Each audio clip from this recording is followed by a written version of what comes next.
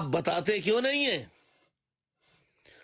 میرے اس سوال کا جواب دو کہ تمہاری فوج اگر سیاست میں ملوث نہیں ہوتی تو تم بولا ہمارے یہاں بڑا احتسابی نظام ہے.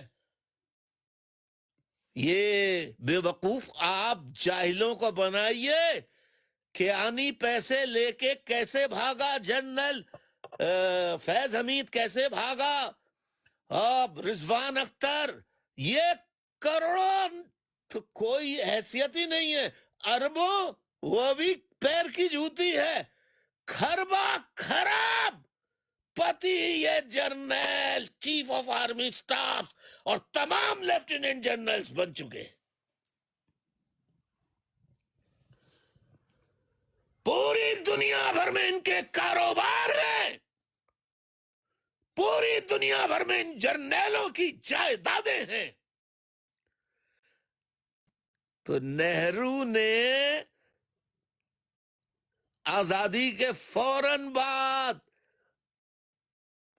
انڈیا بھارت سے نوابی نظام فیوڈل سسٹم کو ایبالش کر دیا، ختم کر دیا. مگر آج 2024 6 ستمبر 2024 کی تاریخ کے دن تک آج بھی پاکستان میں جاگیردارانہ وڈیرانہ نظام قائم و دائم ہے.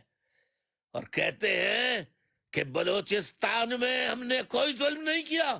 ارے بے غیرتوں، اور تم نے کہا بلوچوں جو ملک سے لڑے گا.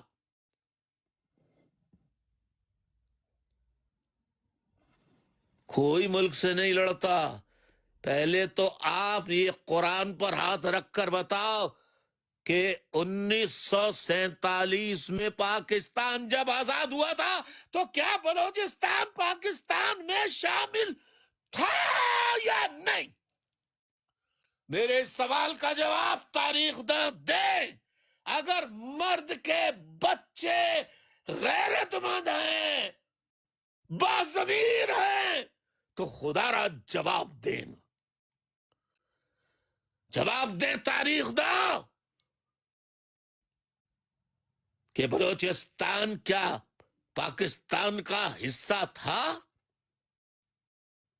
نہیں، ہرگز نہیں.